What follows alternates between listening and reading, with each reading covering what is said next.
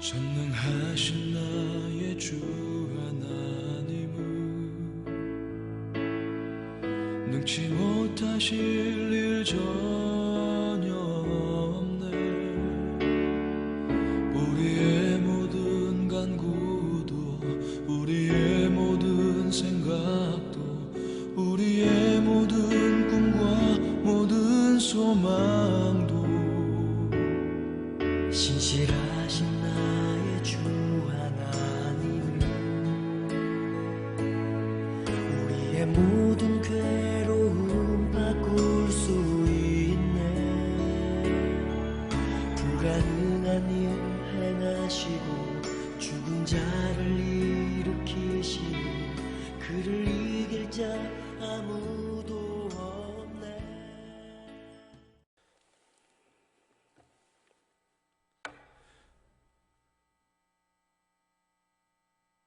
어버이 주일과 가정 주일로 지키는 주일 오전 3부 예배 함께 하신 여러분 모두를 우리 주님의 이름으로 환영하고 또 축복합니다. 우리 예배 드리시기 전에 앞뒤 좌우에 계신 우리 성도님들과 하나님의 은혜와 복 많이 받으시기 바랍니다 하시면서 축복의 인사 나누시겠습니다. 하나님의 은혜와 복 많이 받으시기 바랍니다. 마음을 하나님께로 모으시고 다 자리에서 일어나셔서 임내 찬송 20장 하나님께 찬양 드리도록 하겠습니다.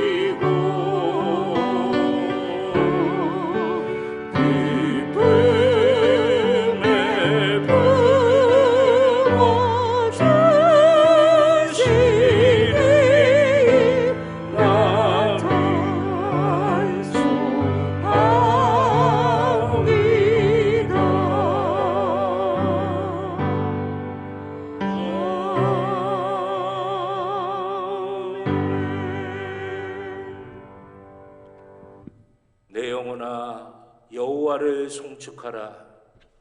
내 속에 있는 것들아 다 그의 거룩한 이름을 송축하라. 아멘. 하나님 앞에 우리의 죄를 다 같이 고백하시겠습니다. 사랑과 은혜의 하나님, 가정의 달 5월과 어버이 주일을 허락하셔서 하나님께서 우리에게 주신 가정을 생각할 수 있게 하시니 감사를 드립니다. 그러나 우리는 우리에게 허락해 주신 부모님들을 진정으로 사랑하지 못하였고 우리의 가정을 아름답게 세워가는데 부족하였습니다. 부모님의 마음을 아프게 해드린 적도 있었으며 우리의 부족함 때문에 우리 가정에 아픔과 상처를 주기도 하였습니다. 이제는 더 겸손히 하나님의 은혜를 구하며 기도하게 하셔서 우리의 부모님들과 가정을 아름답게 보살피고 세워가게 하옵소서. 예수 그리스도의 이름으로 기도드립니다. 아멘.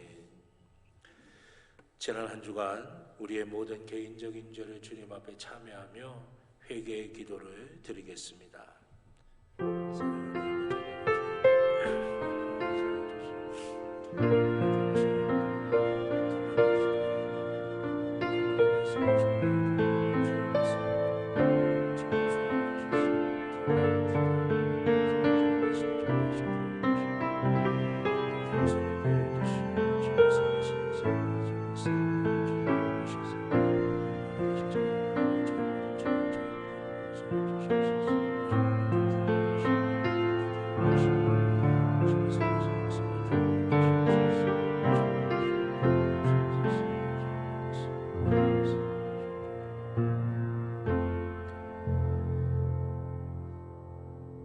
우리를 용서하시는 하나님의 말씀을 들으시기 바랍니다. 나 곧 나는 나를 위하여 내 허물을 도말하는 자니 내 죄를 기억하지 아니하리라. 아멘. 교동문 95번 가정주일 교독하도록 하겠습니다. 교동문 95번 가정주일을 교독하겠습니다. 내가 사람의 방언과 천사의 말을 할지라도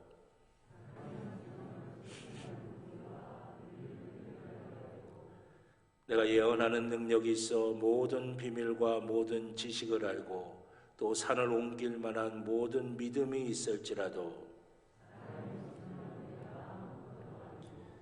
내가 내게 있는 모든 것으로 구제하고 또 내 몸을 불사르게 내줄지라도 사랑은 오래 참고 사랑은 온유하며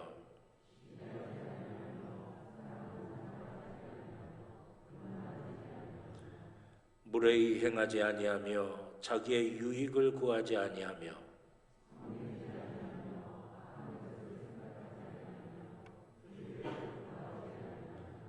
진리와 함께 기뻐하고 모든 것을 참으며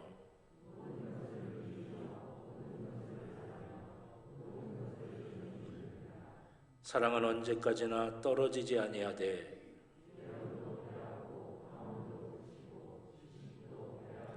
함께합니다. 그런즉 믿음, 소망, 사랑 이 세 가지는 항상 있을 것인데 그 중에 제일은 사랑이라. 아멘.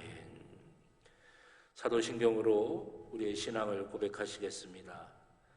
나는 전능하신 아버지 하나님 천지의 창조주를 믿습니다. 나는 그의 유일하신 아들 우리 주 예수 그리스도를 믿습니다. 그는 성령으로 잉태되어 동정녀 마리아에게서 나시고 본디오 빌라도에게 고난을 받아 십자가에 못 박혀 죽으시고 장사된 지 사흘 만에 죽은 자 가운데서 다시 살아나셨으며 하늘에 오르시어 전능하신 아버지 하나님 우편에 앉아 계시다가 거기로부터 살아있는 자와 죽은 자를 심판하러 오십니다. 나는 성령을 믿으며 거룩한 공교회와 성도의 교제와 죄를 용서받는 것과 몸의 부활과 영생을 믿습니다. 아멘. 만복의 근원 하나님 온 백성 전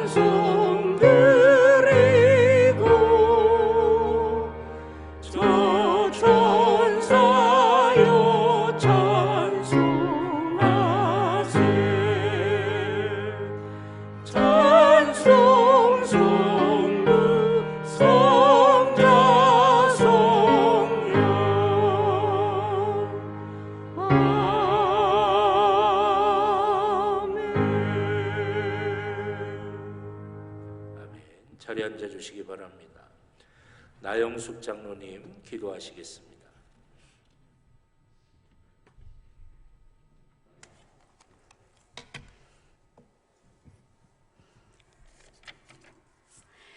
우리와 늘 함께 계시며 우리를 사랑으로 지켜보아하시는 참으로 좋으신 하나님 아버지, 찬양과 경배를 드립니다.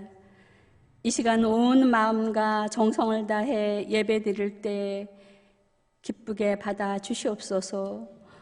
지난 한 주간 주님 뜻 가운데 살지 못하고 미련하고 완악한 마음 때문에 주님 보시기에 합당치 못한 우리의 모든 마음과 행실을 용서해 주시옵소서.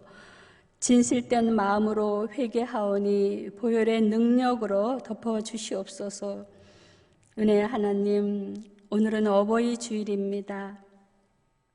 모든 가정이 사랑이 충만한 가정이 되도록 은혜를 주옵시고 믿음 안에서 감사가 넘치며 하나님의 영광을 나타내는 귀한 가정들로 세워 주시옵소서. 하나님께서 우리에게 주신 말씀대로 부모를 공경하고 부부가 서로 사랑하며 자녀를 말씀으로 양육하며 살아가고 있는지 되돌아보며 회개하는 시간이 되게 하셔서 가정이 회복되고 화목하며 서로 아끼고 사랑하는 가정들이 될 수 있도록 은혜를 베풀어 주시옵소서. 온 가족이 주님 안에서 성령 안에서 하나 되게 하여 주시옵소서. 은혜로우신 하나님, 코로나로 힘들었던 모든 일들이 하나 둘 일상으로 회복되어 가게 하시니 진심으로 감사를 드립니다.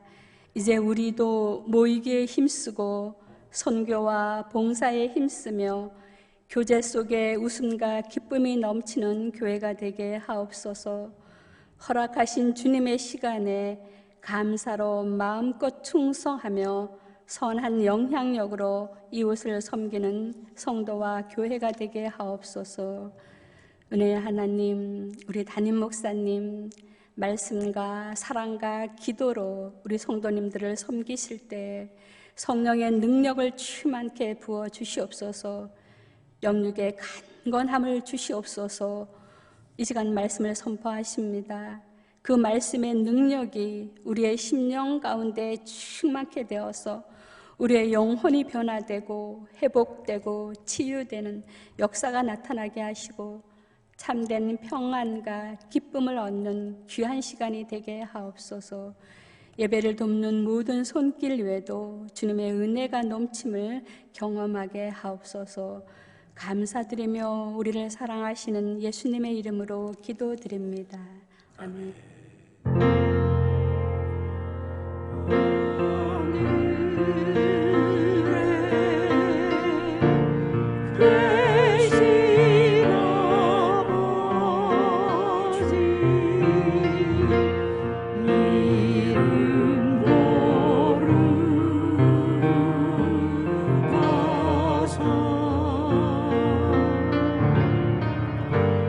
주의 영광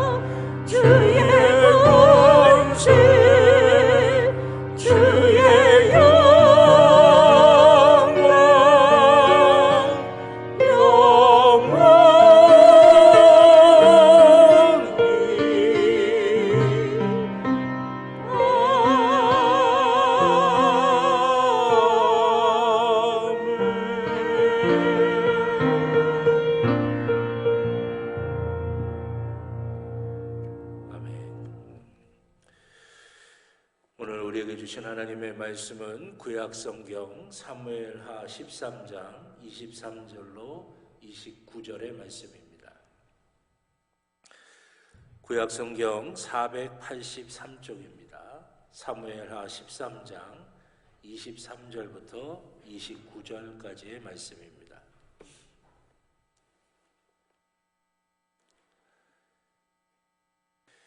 구약성경 사무엘하 13장 23절부터 29절, 구약성경 483쪽, 제가 한 절 여러분들이 한 절 교독하시고 마지막 29절은 함께 봉독하도록 하겠습니다.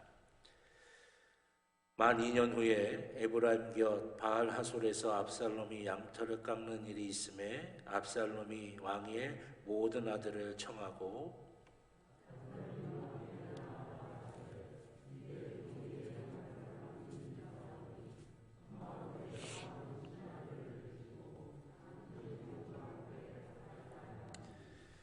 왕이 압살롬에게 이르되 아니라 내 아들아 이제 우리가 다 갈 것이 없다 내게 누를 끼칠까 하노라 하니라. 압살롬이 그에게 간청하였으나 그가 가지 아니하고 그에게 복을 비는지라.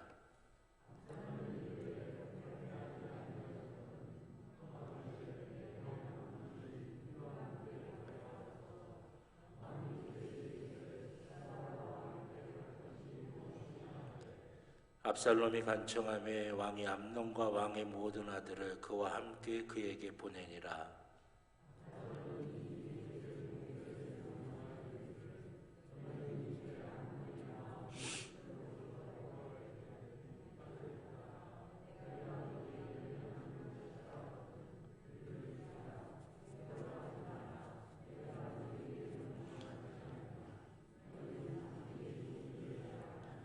함께 봅니다. 압살롬의 종들이 압살롬의 명령대로 암논에게 행하며 왕의 모든 아들들이 일어나 각기 노새를 타고 도망하니라. 아멘. 기도드리겠습니다. 거룩한 주님의 날에 저희가 주님 앞에 나와 예배를 드립니다. 감히 죽을 수밖에 없는 죄인이 주님 앞에 나와 예배를 드릴 수 있는 은혜를 베풀어 주시니 감사를 드립니다. 주님, 신령과 진정으로 오직 하나님 한 분만을 높이며 진실된 예배를 드리게 하여 주셔서 이 예배 가운데 부어주시는 하나님의 은혜와 복을 주의 사랑하는 자녀들이 하나도 놓치지 않고 다 받도록 인도하여 주시옵소서. 특별히 오늘은 어버이 주일이면서 가정의 주일로 지킵니다. 저희에게 어버이를 허락하여 주셔서 하나님의 사랑을 느낄 수 있게 해주시고 또 어버이를 공경하며 하나님을 어떻게 높여야 되는지 스스로 배울 수 있게 하여 주신 하나님, 우리의 어버이들이 기뻐하시도록 우리의 가정을 아름답고 복되게 잘 가꾸어 갈 수 있는 저희 모두가 되도록 인도하여 주시옵소서. 아버지 하나님, 성령이 함께하여 주셔서 우리에게 지혜를 주시고 우리에게 믿음을 주시고 우리에게 능력을 주셔서 우리의 가정이 건강하고 복되게 세워지게 하여 주시옵소서. 이제 주의 말씀 앞에 섭니다. 아버지 하나님, 은혜를 허락하여 주셔서 말씀이 들려지게 하여 주시고 깨달아지게 하여 주시고 믿어지게 하여 주시고 순종하게 하여 주셔서 말씀을 통하여 복된 길을 걸어갈 수 있는 주의 사랑하는 자녀들이 되게 하여 주시옵소서. 아버지 하나님, 부족한 종의 입술에 성령의 기름을 부으시사 사람의 말이 아닌 하나님의 말씀이 되게 하여 주시고 사랑하는 성도들의 심령마다 함께하여 주셔서 하나님의 말씀이 하나님의 말씀으로 들려지는 귀한 복과 은혜가 있게 하여 주시옵소서. 감사드리며 예수님의 이름으로 기도드렸습니다. 아멘. 할렐루야, 할렐루야. 오늘 예배 함께한 우리 모두에게 하나님의 놀라운 은혜와 복이 함께 하실 줄로 믿습니다. 가슴에 손을 대고 우리 함께 고백하시겠습니다. 나는 하나님의 복입니다. 아멘. 내가 가는 길은 복된 길이고 내가 앉는 자리는 복된 자리입니다. 아멘. 예배는 회복입니다. 예배는 능력입니다. 예배는 축복입니다. 아멘. 하나님께서 우리의 믿음의 고백대로 역사하실 줄로 믿습니다. 저는 이제 설교를 준비할 때 보통 한 달 정도 또는 2달 정도 이제 설교 스케줄을 이렇게 쭉 정합니다. 그래서 대충적인 어떤 내용의 말씀을 전해야 되겠다라고 하는 것들을 이제 정하고 이제 그걸 준비를 하게 됩니다. 5월달을 맞이해서 5월달은 가정의 달이기도 하고 어린이 주일, 어버이 주일 다 이제 있으니까 어떤 말씀으로 함께 은혜를 나눌까 그렇게 준비하고 구상을 하다가 어버이 주일을 놓고 기도할 때 하나님께서 제게 그런 마음을 주셨어요. 우리 부모님들이 제일 바라시는 게 뭘까? 그것은 우리의 가정이 아름답고 든든하게 잘 세워져서 가족들 모두가 다 평안하고 또 하나님의 은혜와 복을 누리면서 하나님 가운데서 기쁘게 살아가는 것, 그거 우리 부모님들이 제일 바라는 것이지 않을까라고 하는 생각이 들었습니다. 그래서 어버이 주일을 올해는 가정의 주일로 함께 하면서 우리가 우리의 가정을 어떻게 바르게 세워갈 수 있을까 하는 것을 올해는 한번 어버이 주일에 함께 은혜의 말씀을 나눠 봐야겠다라고 생각하고 준비를 했습니다. 사무엘하 13장 23절로 29절의 말씀을 가지고 가정의 상처를 치유하는 길이라고 하는 제목으로 함께 은혜를 나누고자 합니다. 어떤 목사님의 말씀입니다. 당신이 사시는 동네가 늘 주차 문제로 힘들으셨대요. 그러니까 주차를 할 공간이 적으니까 사람들이 갈등이 생기고 싸움이 생기더라고 하는 거예요. 주차 한번 하려면 동네를 몇 바퀴씩 돌아야 겨우 자리를 발견하거나 아니면 아예 포기하고 멀찍이서 대고 한참을 걸어와야만 됐던 동네라고 합니다. 근데 그 동네에 계신 분 가운데 유독 한 분이 주차를 좀 신경 써서 잘 하시면 차 한 대가 더 주차를 할 수가 있는데 그냥 아무데나 푹 하고 주차를 하고 그냥 가버리시는 거예요. 그래서 차 한 대가 더 주차할 수 있는 공간임에도 불구하고 주차를 못하게 돼가지고 동네 분들한테 원성이 아주 자자하게 들었다고 합니다. 동네 분들이 가서 이야기도 하고 권면도 하고 때로는 싸우기도 해도 보통 말을 듣는 게 아니라는 거예요. 그냥 당신 편하신 대로 아무데나 팍 주차를 해놓고 가버리시니까 공간이 있어도 애매하게 남아가지고 이게 주차를 할 수 없는 공간이 됐다는 거예요. 그러던 어느 날 그 목사님 아들이 늦은 시간이 됐는데도 이게 집에 오질 않는 거예요. 그래서 아버지 목사님이 걱정이 돼서 전화를 했더니 그 아들이 주차할 데가 없어서 지금 동네를 몇 바퀴째 돌고 있다는 겁니다. 막 화가 나갖고 볼멘 소리로 이야기를 하더래요. 조심히 잘 주차하고 오라고 이제 전화를 끊었는데 한참 후에 그 아들이 아주 씩씩거리면서 들어오더는 거예요. 주차할 자리가 없어서 저기 멀리 주차하고 걸어왔다는 거예요. 그러면서 그분이 또 주차를 애매하게 해가지고 한 자리 주차할 수 있는데 주차 못하고 멀리까지 가서 주차하고 왔다고. 화가 나가지고 들어오면서 못으로 그분 차를 싹 긁고 왔다고 그렇게 이야기하는 거예요. 그러니까 목사님께서 야 그러면 어떡하냐 라고 말로는 그렇게 하셨는데 당신도 마음이 10년 묵은 채증이 쑥 하고 내려가는 것처럼 시원한 걸 느끼셨다는 거예요. 그러면서 문을 닫고 자기 방으로 들어가는 그 아들을 바라보시면서 이 목사님이 불현듯 당신이 젊으셨을 때 당신이 혈기가 왕성해가지고 참지 못하고 그냥 왁왁 하실 때 그때 목회하면서 실수하고 상처받고 상처 주고 했던 그런 모습들이 불현듯 떠오르면서 당신이 싫어하는 자기의 가장 싫은 모습이 당신 아들 속에 나타나는 그런 모습을 보니까 갑자기 등골이 오싹해지면서 그 아들을 위해서 더 간절하게 기도하게 됐다라고 그런 말씀을 하신 적이 있었어요. 대개 보면 자녀는 부모를 닮아가게 되어 있습니다. 부모를 따라가게 되어 있어요. 외형적으로 뭐 걷는 모양 살아가는 삶의 스타일뿐만이 아니라 성격이나 뭔가를 결정하거나 뭔가를 우선순위를 정할 때 그렇게 쫓아가게 돼 있더라고요. 좋은 것을 닮아가기도 하지만 그러나 나쁜 것도 싫어하고 미워하면서도 또 닮아가게 되는 경우가 적지 않다라고 하는 것입니다.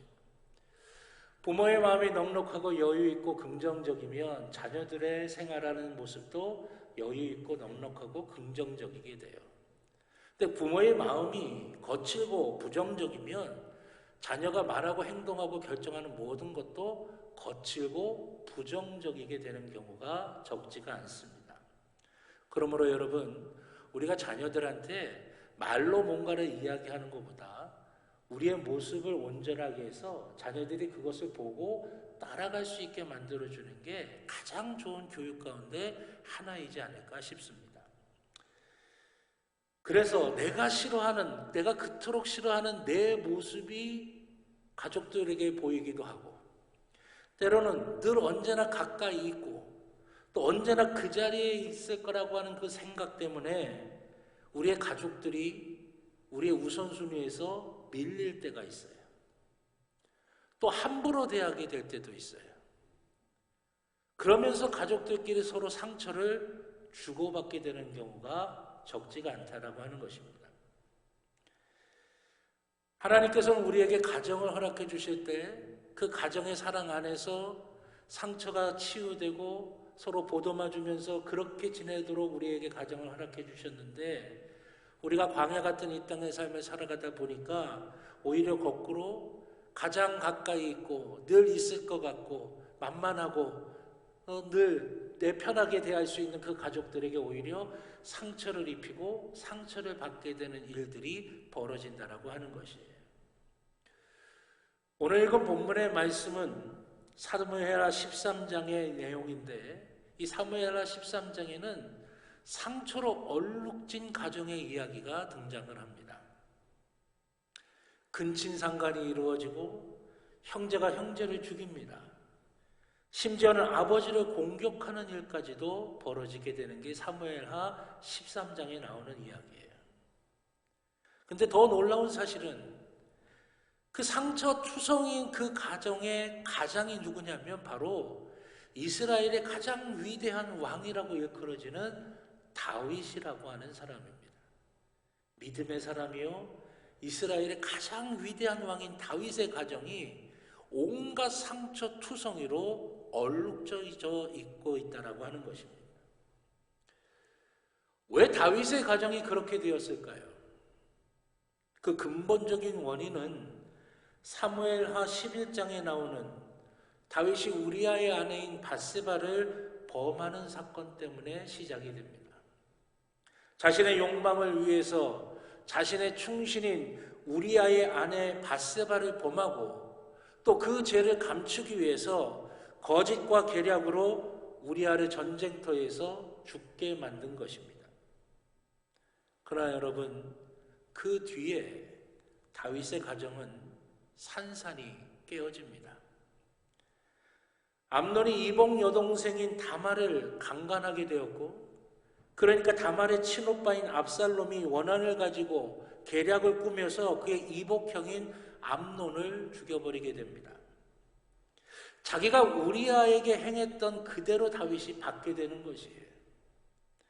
나중에는 압살롬이 자기 아버지의 왕위를 빼앗으려고 군대를 일으켜 반역을 꾀합니다. 그런데 실패하게 되고 그 압살롬이 죽게 되는 것이에요. 여러분, 이 모든 문제, 이 모든 상처의 원인이 무엇입니까? 다윗이 자녀들에게 좋은 영향력을 끼치지 못했다라고 하는 것이에요. 그게 문제라고 하는 것입니다. 오늘날 왜 가정이 상처를 입고 왜 가정들이 깨어집니까? 가족들 간에 선한 영향력을 끼치지 못하기 때문이라고 하는 것이죠.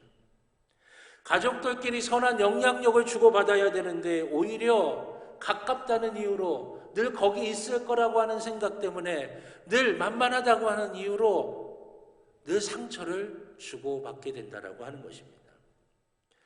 먹고 사는 문제 때문에 또 남들에게 뒤처지지 않으려고 긴장하며 이 땅의 삶을 살다가 받은 상처를 만만한 가족들에게 풀어버리게 되기도 하는 거예요. 때로는 내가 부모로부터 받은 안 좋은 것들을 그대로 가족들에게 퍼붓습니다. 그리고 나서 후회를 해요. 그런데 또다시 그걸 반복을 합니다. 그런데 그런 일들이 반복되다 보면 또 가족들이 내게 그런 상처를 주게 될 때도 있어요. 그러면서 서로 상처를 주고받게 된다라고 하는 것입니다. 제가 부목사로 섬길 때인데 월요일에 쉬는 날인데 그때 이제 목회를 준비하려고 가정사역에 대해서 3년 동안 이제 따로 제가 공부를 한 적이 있었어요. 이제 교회 행사가 있거나 일이 있으면 못 가지만 3년 동안에 비용도 많이 들었는데 그 3년 동안에 그 가정사역에 대해서 쭉 공부를 했었습니다. 그때 제가 아주 놀라운 통계를 하나 발견하게 됐는데 우리나라 사람들뿐만이 아니라 보통의 모든 사람들이 상처를 받게 되는데 그 상처를 제일 많이 받는 대상이 누구냐? 그 통계를 보니까 가족들이라고 하는 거예요. 제일 사랑이 넘칠 것 같고 제일 따뜻할 것 같고 했던 그 가정인데 그 가정 안에서 가족들한테 제일 많은 상처를 받는다는 거예요. 왜? 늘 가까이 있고 많은 시간을 같이 보내고 너무 만만하고 너무 편하고 그 편하다 보니까 함부로 대하면서 상처를 서로 주고받게 된다라고 하는 것입니다. 그렇기 때문에 여러분, 우리의 가정의 상처가 치유되어져야 우리의 가정이 온전하게 세워지는 것이고 우리의 가정이 온전하게 세워져야 그 가정 안에 있는 구성원들, 가족들이 진짜 행복하고 만족할 수가 있게 된다라고 하는 것입니다. 그러면 그 상처를 우리가 어떻게 치유할 수 있겠습니까? 가정의 상처를 치유받는 것, 그 길은 하나님과의 관계를 회복하는 것과 그 방법과 유사한 것이에요. 우리가 하나님과의 관계가 회복되려면 어떻게 해야 됩니까? 제일 첫 번째로는 내가 죄인이고 내가 잘못했다라고 하는 걸 우리가 깨달아야 돼요. 그걸 알아야 됩니다. 내가 죄인이라고 하는 사실을 깨달아야 돼요. 둘째는 뭡니까? 그 잘못에서 돌이키는 회개가 있어야 되는 것이에요. 셋째는 무엇입니까? 그런 나를 받아주리고 그런 나를 용서하시고 그런 나를 받아들이시는 하나님의 용서와 사랑 안에 우리가 거해야 된다라고 하는 것이에요. 마찬가지입니다. 우리의 가정이 치유되려면 이 세 가지와 함께 기도가 필요한 것이에요. 이 세 가지와 함께 기도가 있을 때 우리의 가정이 온전하게 치유되고 건강하게 세워지게 된다라고 하는 것입니다. 그럼 좀 더 구체적으로 그 내용을 함께 살펴보겠습니다. 우리의 가정이 치유되려면 제일 첫 번째로 우리는 미안하다, 잘못했다라고 우리가 먼저 고백할 수 있어야 된다라고 하는 것이에요. 여러분, 갈등이 일어났을 때, 상처를 주고받을 때 한 사람만 일방적으로 잘못한 경우는 거의 없습니다. 상대방도 잘못했지만 나도 잘못한 부분이 있어요. 자기 잘못을 인정할 줄 알아야 한다라고 하는 것입니다. 여러분, 그런 태도가 진짜 용기이고 진짜 성숙한 모습이다라고 말할 수가 있습니다. 그러나 대부분 어떻게 됩니까? 자기 잘못 인정할 수가 없어요. 인정하면 큰일 나는 줄 압니다. 끝까지 우깁니다. 상대방의 이야기 듣지 않으려고 합니다. 자기 잘못을 인정해야 치유가 일어나고 선한 영향력을 끼칠 수가 있는데 자기 잘못을 인정하지 않으니 어떤 역사도 일어날 수가 없게 되는 것이에요. 주님은 베더스다 연못가에 있는 소경에게 물어보셨습니다. 네가 낫고자 하느냐라고 물어보셨어요. 여러분, 환자가 고침을 받으려면 아무리 명의가 있고 좋은 기술이 있고 좋은 의료 기자재가 있어도 내가 병들었다라고 하는 걸 인정하고 내가 고침 받아야 된다라고 하는 걸 인정해야만 그게 고쳐질 수가 있다라고 하는 것이에요. 아무리 좋은 의사가 있고 좋은 기술이 있어도 나는 환자가 아니야, 난 치료받을 필요가 없어, 그러면 고쳐질 수가 없는 것입니다. 주님은 우리에게도 동일하게 질문하십니다. 네가 낫고자 하느냐? 너의 가정이 치유되고 온전해지기를 원하느냐? 우리에게 물어보고 계시는 것이에요. 우리의 가정의 상처가 정말 치유되기를 우리가 원한다면 먼저 우리의 자신의 잘못을 인정해야 된다라고 하는 것이에요.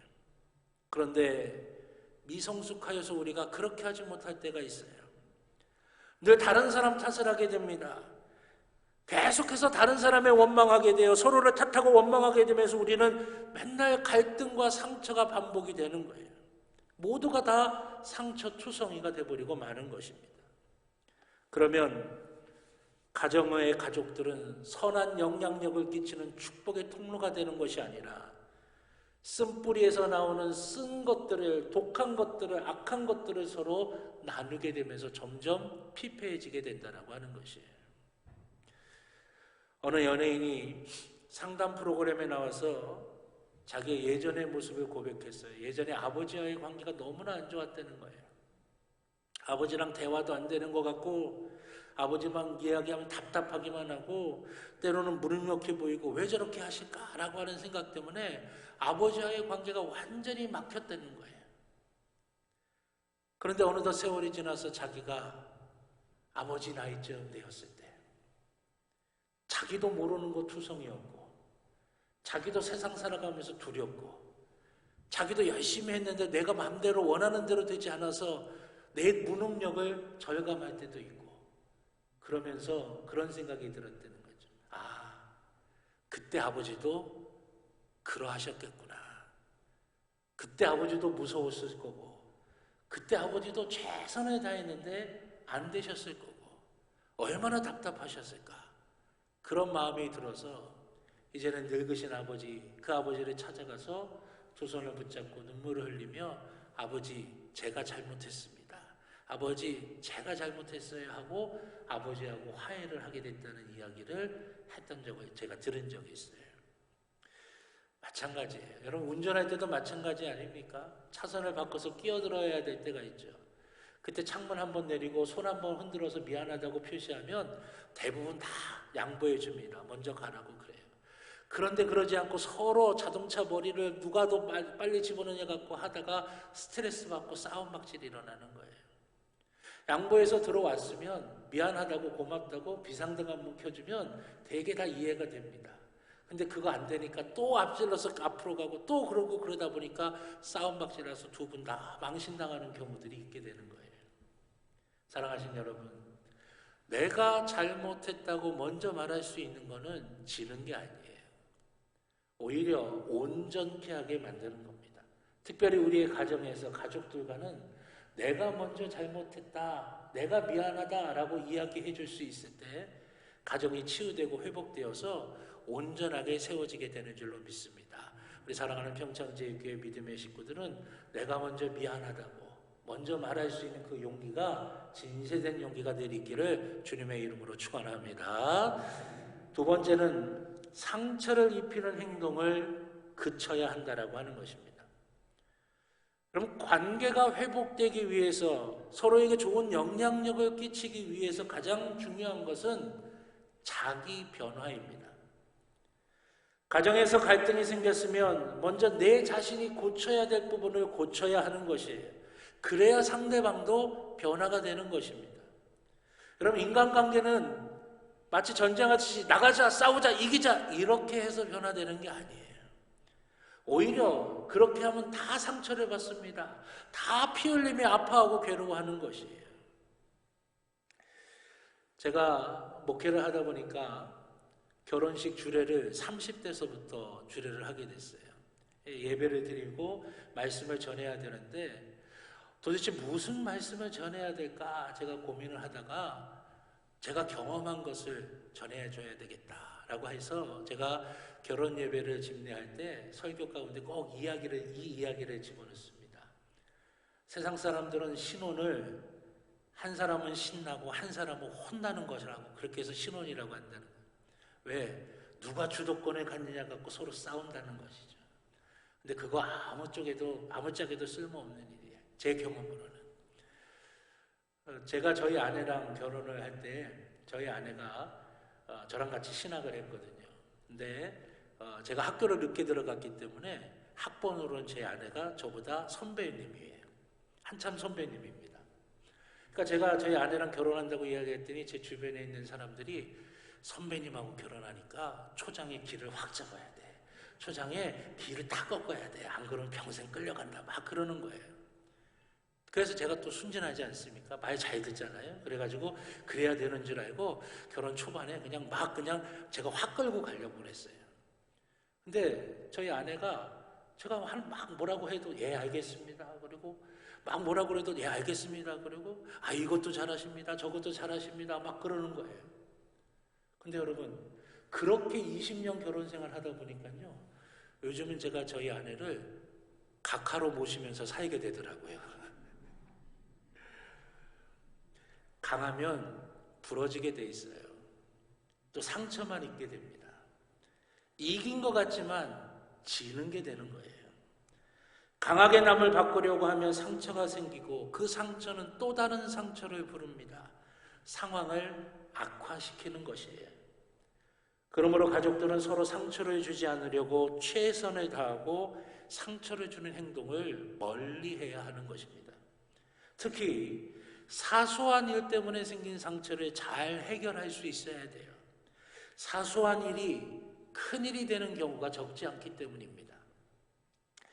미국 서부 시대에 있었던 일이라고 합니다. 두 집안이 있었는데 두 집안이 돼지 한 마리 때문에 싸움이 났어요. 돼지 한 마리 때문에 싸움이 났는데 이 싸움이 점점 커지는 겁니다. 그러면서 이 두 집안이 12년 동안 서로 원수처럼 싸웠대요. 그래갖고 어떻게 되는지 아십니까?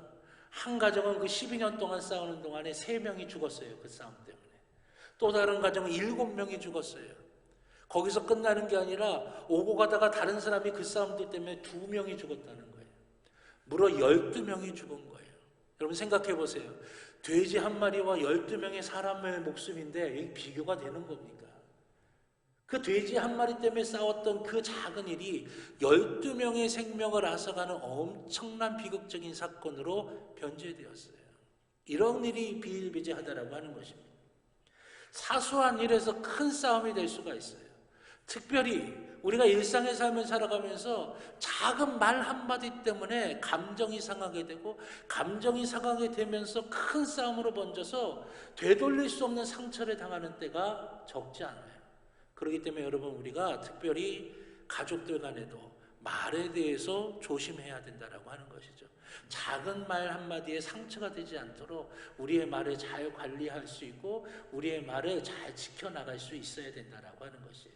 사랑하신 여러분, 내 가족들은 내가 제일 사랑한다고 우리가 고백을 합니다. 그 사랑하는 가족들에게 상처 주지 않도록 우리의 삶의 모든 부분들을 잘 절제할 수 있는 또 은혜가 우리 평창제일교회 모든 믿음의 식구들 가운데 있기를 주님의 이름으로 축원합니다. 세 번째는 열린 마음으로 상대를 받아들여야 한다는 것입니다. 여러분, 나와 다른 것은 틀린 것이 아닙니다. 나와 생각이 다르고 나와 경험이 다르고 나와 가치 기준이 다를 수가 있어요. 그런데 여러분 그건 다른 것이지 틀린 것이 아닙니다. 성경과 복음의 진리 또 우리의 양심의 위배가 되지 않는다고 한다면 그 모든 것들을 우리가 이해하려고 해야 하고 받아주려고 해야 된다라고 하는 것이에요. 여러분 소통이 안 되면 불통이 되고 불통하게 되면 고통하게 된다라고 하는 말이 있습니다. 소통하지 못하게 되면 이해하지 못하고 받아주지 못하면 불통이 되고 그 불통은 우리의 삶에 고통으로 다가온다고 하는 거예요. 많은 경우에 가정에서 일어나는 갈등과 상처는 열린 마음으로 상대를 받아주지 못해서 생기는 것입니다. 어디 가정뿐이겠습니까? 우리의 일상의 삶에서도 마찬가지 아니겠어요? 그래서 여러분 우리가 상대를 받아주려고 해야 돼요. 상대를 받아주려고 해야 하는데 우리가 가장 먼저 있어야 될 일이 뭐냐면 상대방의 말을 경청하고 이해하려고 하는 마음이 있어야 된다라고 하는 거예요. 상대방에 대한 이해하려고 하는 노력이 없으면 받아줄 수가 없어요. 열린 마음으로 상대방을 받아주려고 할 때 상대방을 이해하려고 하는 시도가 노력이 우리 가운데 있어야 된다라고 하는 것입니다. 화해를 위해서 먼저 손을 내미는 용기 또 이해를 하고 잘 받아들이려고 하는 마음의 자세, 그 여유, 그것이 있어야 된다라고 하는 것입니다. 아무리 상대가 잘못을 많이 저질렀다 하더라도 화해를 받아주지 않는다면 그것 또한 역시 잘못된 것이라고 하는 거예요. 성경은 에베소서 4장 31절에서 이렇게 말씀하십니다. 서로 친절하게 하며 불쌍히 여기며 서로 용서하기를 하나님이 그리스도 안에서 너희를 용서하심과 같이 하라. 우리 주님이 우리가 얼마나 연약한지를 이해하셨어요. 알고 계세요. 그리고 그런 우리를 받아주셨어요. 그래서 여러분 우리가 살 수 있었던 거예요. 우리가 하나님의 자녀로, 우리가 죄의 종로를 타지 않고 하나님의 자녀로 하나님 나라에 대한 소망과 영생의 소망을 가지고 살 수 있었던 것은 하나님이 우리를 이해하시고 하나님이 우리를 받아주셨고 하나님이 우리를 용서하셨기 때문이라고 하는 것이에요. 서로를 불쌍히 여기고 갈등을 풀려고 애를 써야 합니다. 여러분, 갈등하다가 그 갈등이 풀어지면 오히려 그 친밀성이 더해질 수가 있어요. 그러나 갈등이 풀리지 않으면 더 비참하게 되고 언젠가는 그 갈등이 인생 전체를, 우리의 가정 전체를 불태울 수도 있는 것입니다. 캐나다의 어느 공원에서 일어난 일이라고 합니다. 그 공원을 관리하시는 분들이 갑자기 땅에 구멍을 막 깊숙하게 파고 거기다 물을 막 퍼붓기 시작했어요. 여기저기 구멍을 파고 거기다 물을 퍼붓는 거예요. 그 이유가 뭔지를 알아봤더니 땅 속으로 나무 뿌리들이 이렇게 쭉 내려갔는데 그 나무 뿌리 서로 얽히고 설켰는데 그만 그 나무 뿌리에 불이 난 거예요. 그래가지고 땅 전체에 막 불이 난 거예요. 처음엔 눈으로 보이지 않았죠. 겉으로 드러나지 않았으니까. 눈으로 보이지 않았는데 갑자기 땅에서 막 열기가 나오고 뜨끈뜨끈하고 후끈후끈하기 시작하는 거예요. 나중에 알고 보니까 그 공원에서 캠프파이어 했던 사람이 불을 잘못 관리해서 땅 가까이에 있었던 나무 뿌리에 이 불이 붙은 겁니다. 근데 나무 뿌리들이 얽혀져 있으니까 다른 나무 뿌리 옮기고 하면서 땅 밑으로 불이 번진 거예요. 그걸 가만히 내비두면 공원 전체가 다 불타 없어지게 되는 거예요. 그러니까 급하게 구멍을 파고 땅 밑에다가 물을 뿌려가면서 그 불을 진화하려고 하는 거예요. 우리의 가정에서도 보이지 않는 부분들 속에 갈등과 상처 때문에 땅 밑에서 불이 일어난 것처럼 상처와 아픔의 불들이 일어날 수가 있어요.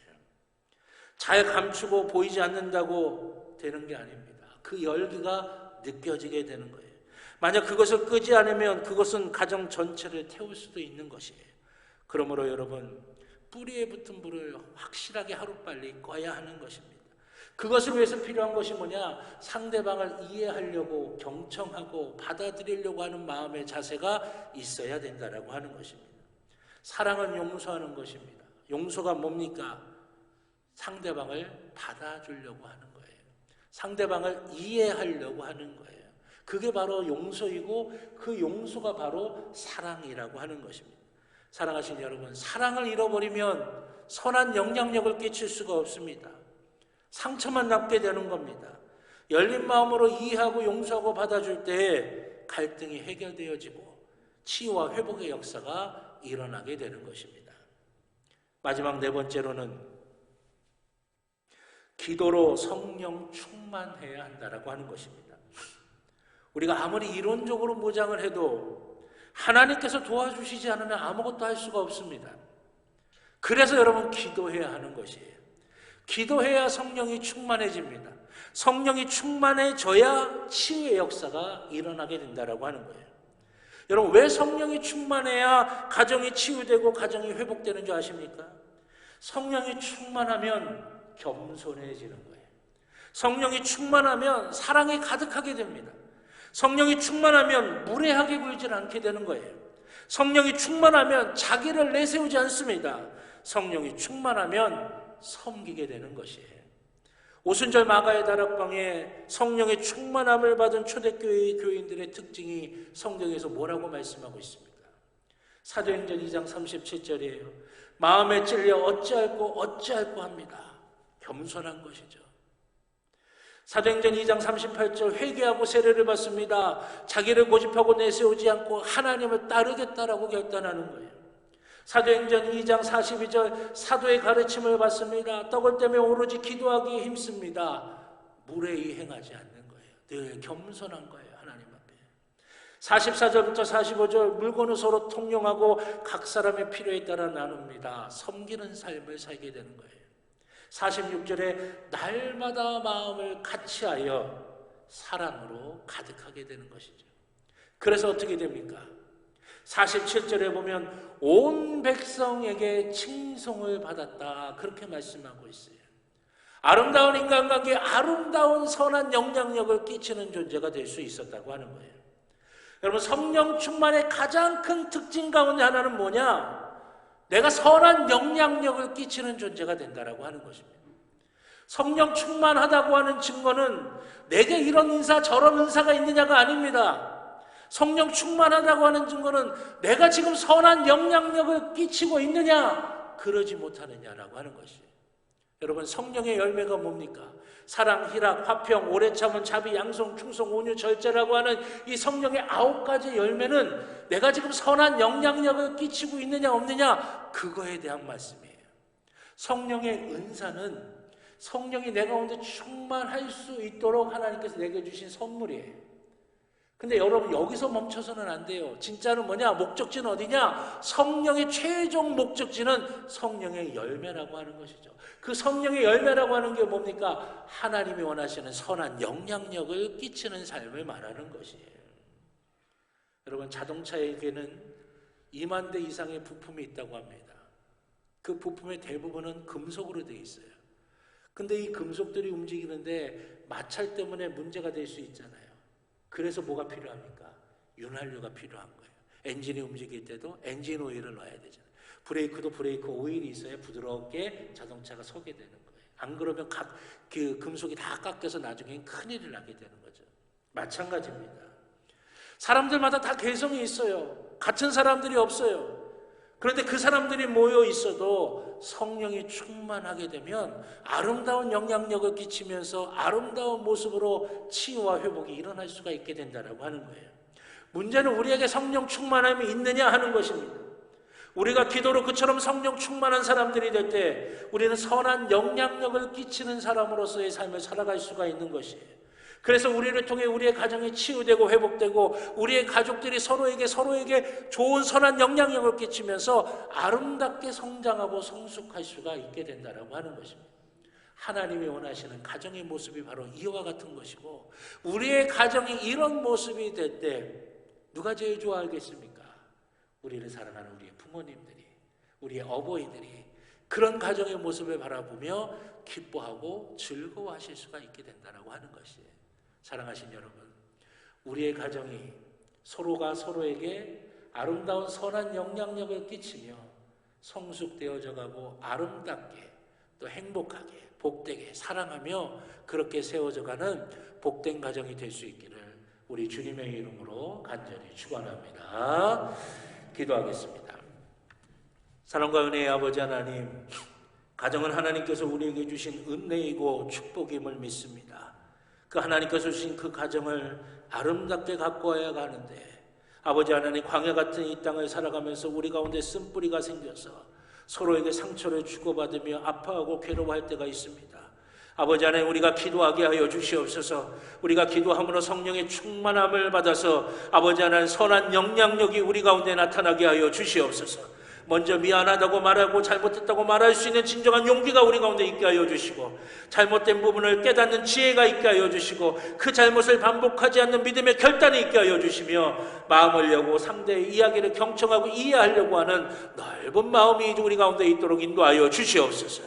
그래야 우리의 가정이 아름답고 복된 가정으로, 선한 영향력을 서로 주고받을 수 있는 가정으로 귀하게 세워지게 하여 주시옵소서. 주님이 함께 하시고 붙들어 주실 줄로 믿고 감사드리며 예수님의 이름으로 기도드렸습니다. 아멘.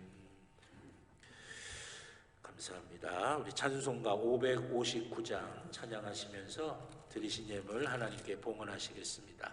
마지막 절은 다 자리에서 일어나셔서 찬양하시겠습니다.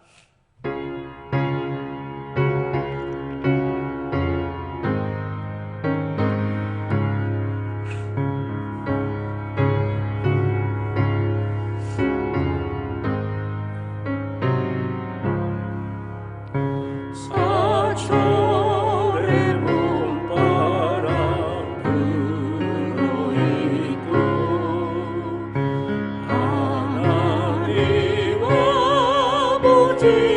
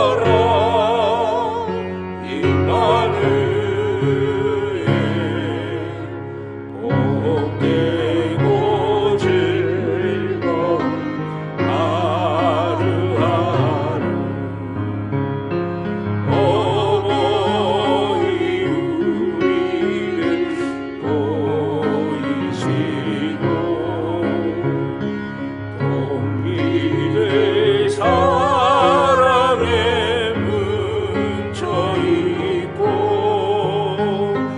기쁨과 서름도 같이 하리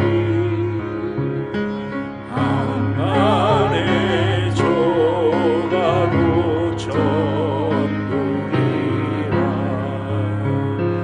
고마워라 임마누엘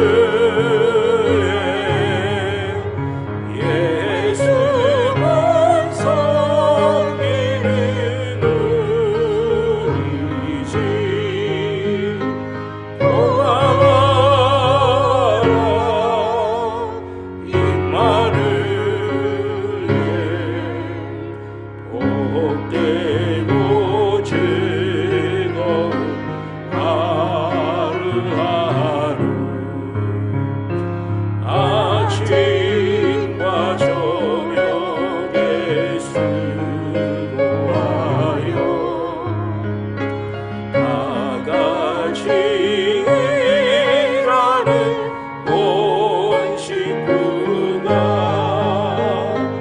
안상에 눌러서 먹고 마셔 여기가 우리의 낙원이라 고마워라 임마누엘 예수만 섬기는 우리지 고마워라 임마누엘 복되고 즐거운 하루하루 아멘. 자리에 앉아주시기 바랍니다. 드리신 예물을 위해 기도드리겠습니다. 감사합니다 하나님, 사랑합니다 하나님. 주신 은혜 생각하면 생각할수록 너무나 감사해서 주님께 예배드리는 이 시간에 그 감사한 마음을 물질에 담아 예물로 주님 앞에 드립니다. 믿음으로 드립니다. 주님을 향한 사랑으로 드립니다. 간절함으로 드리고 갈급함으로 드립니다. 하늘문을 활짝 열어주셔서 우리 하나님 기쁘게 받으시는 거룩한 산재물 되게 하여 주시고 드린 손길들 위에 하나님의 놀라운 은혜와 복이 충만하게 임하게 하여 주시옵소서. 11조 예물을 드립니다. 땀 흘려 일하는 일터가 복의 자리가 되게 하여 주시고 감사의 예물을 드립니다. 삶의 모든 순간이 감사가 되게 하여 주시옵소서. 성교의 예물을 드립니다. 우리의 영혼이 잘되는 복을 누리게 하여 주시고 장학의 예물을 드립니다. 우리의 자녀들 위해 하나님의 큰 복이 임하게 하여 주시옵소서. 건축의 예물을 드립니다. 우리의 삶을 주의 손으로 하나하나 쌓아 올라가 주시옵소서. 아버지 하나님, 여러 모양의 약속된 예물 주님 앞에 드린 손길들 기억하여 주셔서 하늘의 복이 충만하게 임하게 하여 주시고 하나님의 부유하심과 풍성하심을 누리게 하여 주시옵소서. 주님, 예물이 쓰여지는 것도 기억하여 주시사 아버지 하나님의 뜻이 이루어지게 하여 주시옵고 주님의 선한 역사가 일어나게 하여 주시며 주님 기뻐하시게 사용되게 하여 주시옵소서. 감사드리며 예수님의 이름으로 기도드렸습니다. 아멘. 감사합니다. 교회 소식 몇 가지 말씀드리겠습니다. 주보 교회 소식란 참조해 주시길 바랍니다. 코로나 바이러스가 줄어들고 있긴 하지만 우리가 막바지까지 긴장의 끈을 놓쳐서는 안 될 것 같습니다. 예배당에서는 개인 방역과 교회에서 진행하는 방역 지침에 철저히 따라 주시기를 바라겠습니다. 방역 지침에 따른 5월 예배 안내 주보에 나와 있습니다. 확인해 주시길 바라겠고요. 오늘 오후 예배는 어버이 주일을 맞이해서 우리 어르신들께 건강을 위한 특별 강좌를 마련을 했습니다. 특별히 고혈압과 당뇨에 관해서 우리 전문가이신 우리 최정신 권사님을 강사로 해서 좋은 강의를 이제 하려고 합니다. 우리 최정신 권사님은 외부에서 이런 전문적으로 이 강의를 하시는 분인데 우리 교회에서도 하시면 좋을 것 같아서 제가 좀 특별히 부탁을 했어요. 그래서 우리 어르신들뿐만이 아니라 우리 성도님들 모두가 또 주변에 교회 안 다니시는 분을 모셔오셔도 괜찮습니다.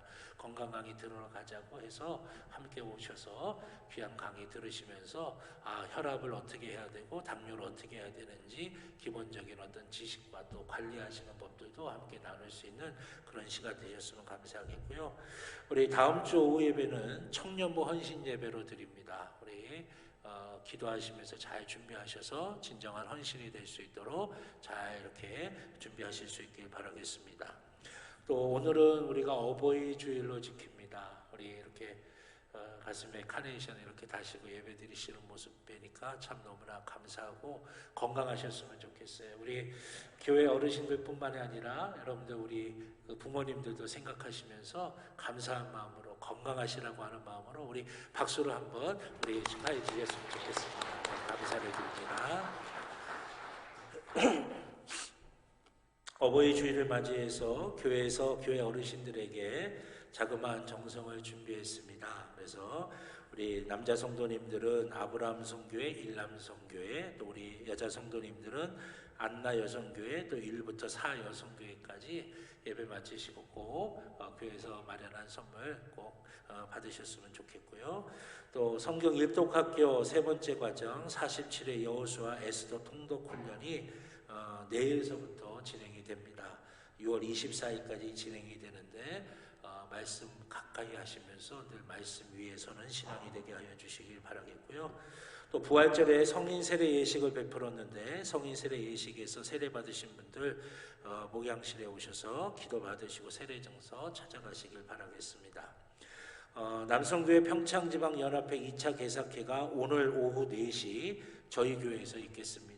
위해서 기도해 주시길 바라겠고, 평창제일교회 일남성교회 5월 원래회가 5월 12일 목요일 오후 6시 30분 2층 새가족실에서 있겠습니다. 우리 일남성교회 회원분들은 기억하시길 바라겠습니다.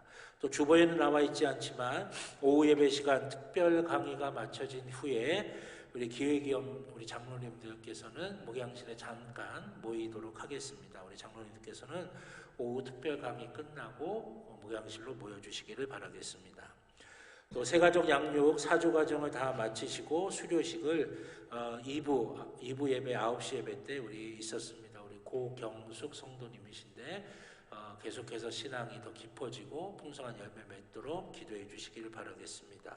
또 우리 황도희 권사님 원주 성지병원에 입원 중이십니다. 건강하게 잘 퇴원하시도록 위해서 기도해 주시길 바라겠고, 또 유화성 성도님 강경희 집사님 가정에서 아들을 출산하셨습니다.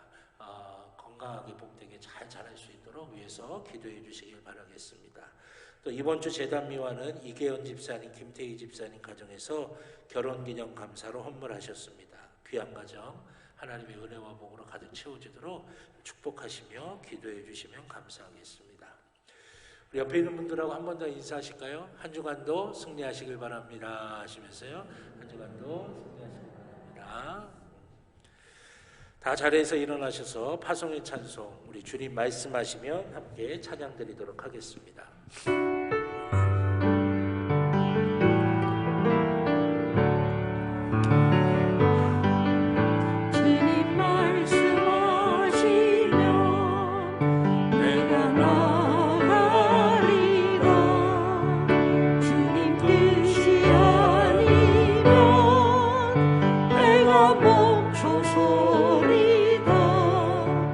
나의 가고 사는 것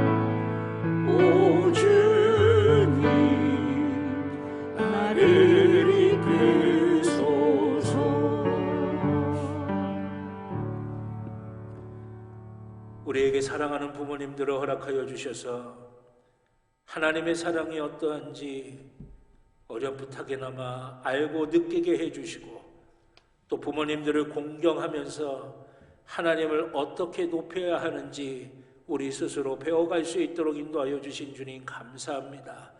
우리의 부모님들 늘 하나님의 은혜가 함께하게 하여 주시고 영과 육이 강건하게 하여 주시오며 날마다 주의 복으로 채워지게 하여 주시옵소서.